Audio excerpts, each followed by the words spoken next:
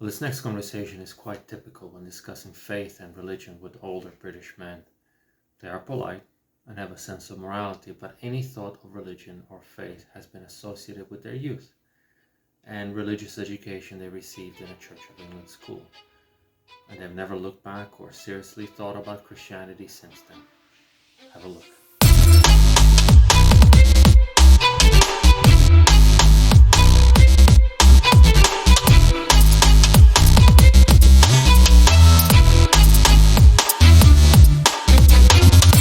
The opening question that I usually have for people, do they have any faith? Do they, celebrate Christmas? What does Christmas mean to them? Maybe just open up kind of. I don't have any faith. I'm an atheist. No problem with other people's religions. That's just my opinion. It's Christmas to me. You just spend time with your family, try and have a happy time, buy people presents and get some presents yourself and have a nice meal with your family and spend time at home. Normally it's a nice break from work, but this year we've all already been off work for months and months, so it's a bit different. But yeah, normally it's just a nice break from the daily routine and work and spend some time with your family more so than you normally would and try to be happy. Understood. So Christmas originally obviously is a holiday that Christians have instituted for the birth of Jesus Christ, and I appreciate that it's kind of become commercialized and other things, but has there ever been a point in time in your life where you sort of thought, okay, well, let me think about your coming, when you came to your position of atheism? Did you sort of think about, okay, is this Jesus, was he ever existing, was he ever real? Did you kind of seriously have a thought through that? Or I suppose when I was very young, you were taught that at school, and my parents were believe in God. Just for me, I arrived at an age when I didn't. So I guess I did when I was young and I wasn't thinking for myself, and then when I formed my own opinion was different to what I was being taught in school and what other family members had. It's never caused me any problems, and as I say, other people, if their religions make them happy and they believe in things that make their life better for them, good for them. But I can't change what I think, really. Yeah.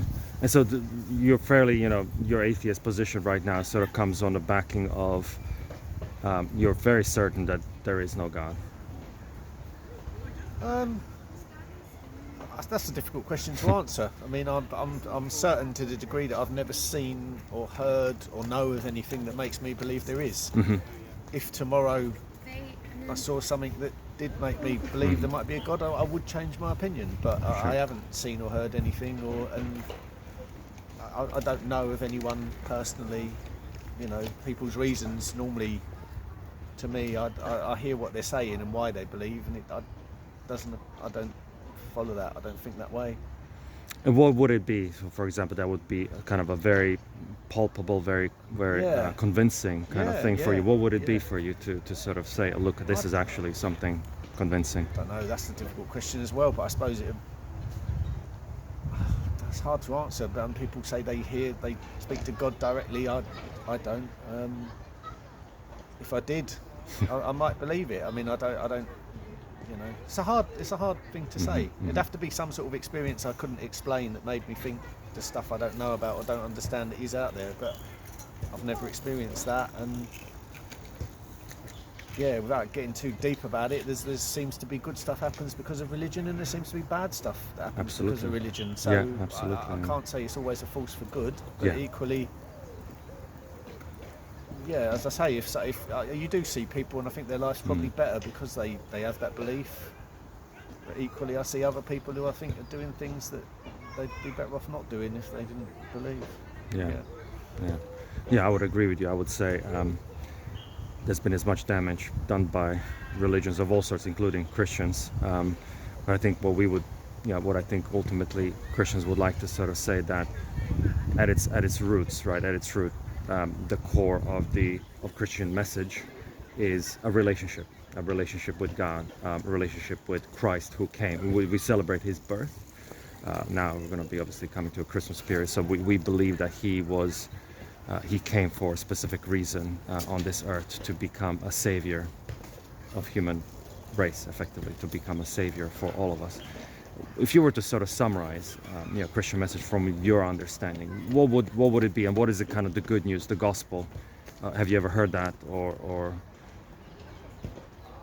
I've never heard it in detail. I mean, from stuff I've learnt in school, I always think the message or the use of the word being Christian is sort of trying to be good to other people, Right. or try not to inflict anything bad on other people. Just trying to live. We've all got to look out for ourselves, but you can do it in a way of not stepping on anyone else. If you can go through life being like that, and you can probably apply that to a lot of different religions in different ways. Yeah. That's what I take from it anyway. But Yeah. I think you can try to be like that anyway, even if you don't believe in something bigger. You can still think that's a good way to live your life and try to be like that. But yeah, that's what I take from it, really. Yeah, no, that's fairly, I think, common understanding. A lot of people would agree with you. Certainly from my experience, having spoken to people, that they, regardless of religion, they have a kind of a golden rule in life, and that is to treat others well, and to treat others as they would expect them to treat them. And I think that's called the golden rule of living. But interestingly, I think what I found sort of through my own investigation of Christian faith is that at the core of the message of Christianity, what's also known as the good news or the gospel, is that an acknowledgement that we are all falling short of trying to live that good life. That the whole concept of sin and being sinners, like there's no one who isn't a sinner. Pope, he's a sinner. I I'd agree with that. I am a sinner. I think we all, once we investigate our lives, we find, look, we are falling short of expectations. And then the question that presents itself, look, if we are all, if you just take the 10 commandments, and then apply the way Jesus applied it. For example, the 10 commandments say, do not murder. But then Jesus said in one of his sermons on the mount, he said, you have heard it said, do not murder. But I tell you that even if you think of anger towards your brother, it is almost as you've committed murder in your heart. And he kind of raises the stakes to such a level that it's not just a physical act, but it's what we think in our hearts that condemns us in front of God's eyes.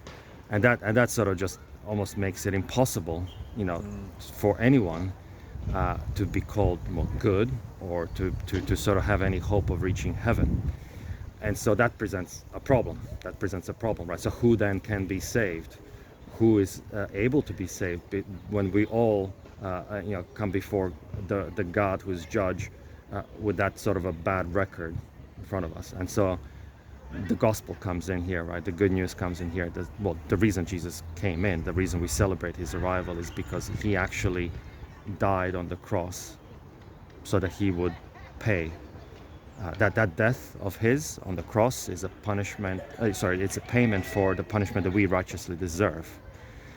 Because God, in his laws, he said, look, if you're going to be sinning, there will be a consequence to that. The verse is, the wages of sin is going to be death, and he meant spiritual death, not everyone's going to physically die, but there's going to be this sort of division. The spiritual death is hell, and spiritual life is heaven. And so he said, the wages of sin, if you're not sin, you deserve hell. That's everyone's condition. But then the verse continues, but the grace of God is a gift of life through Jesus Christ. Well, that's interesting, right? Because the gift that we have, the gift that we celebrate on Christmas, is the arrival of Jesus, who has actually paid for that punishment, so we wouldn't have to. So what we've actually celebrated, what we actually believe as Christians, is that Christ has paid because we can never hope to pay it ourselves. And that is a message that's unique and different from Christianity to every other religion. Because every other religion, I would agree with you, sir, will just kind of encourage you to live the best life possible. But Christianity says, look, even your best life is going to fall short of God's expectations. And really, he has provided a solution, and solution is just by trusting in what God himself has done, what Jesus himself has done. Have you ever heard it kind of presented in that way? No, not really. Does that provide a bit of sort of hope, maybe a slight different understanding of, does that actually make sense to you? It makes sense, yeah. It makes sense. I mean, it's whether you come back to whether you believe or Whether not, you I believe, suppose. yeah, But yeah, if yeah. you do believe, that's probably quite a better explanation of it. Sure. Have you ever, and I don't have any sort of assumptions about how far you have sort of gone in this direction, but have you actually read the Bible, or is that something that was ever appealing to you? Not since I was 8 or 9-year-old Yeah. doing RE at school. Really. Yeah. No, it doesn't appeal to me, to be honest, because I'm no offence to anyone. I'm reading something that I don't believe happened, or it's just like a book of morals in some way, which is nothing wrong with that. But Yeah. that's how I would interpret it, and Yeah. I wouldn't really read it. But Yeah. And that's a just honest answer. yeah, and I thought the same way. And as a child, I was grown. I come from a kind of Roman Catholic upbringing, and as a child, I was always going to mass and all that kind of stuff. But really, with an adult brain in my 30s, I said, okay, let me finally read this book that that is sort of I've been sort of taught to believe. And actually, I found it to be a fairly historical representation, like an eyewitness account. Like one of the Gospels that Luke wrote, it opens up in saying that Luke, he was actually by profession, he was a doctor, and he said he's writing to his friend called Theophilus, and he's writing to basically present to him an orderly account of basically everything that this guy Theophilus was actually told to believe.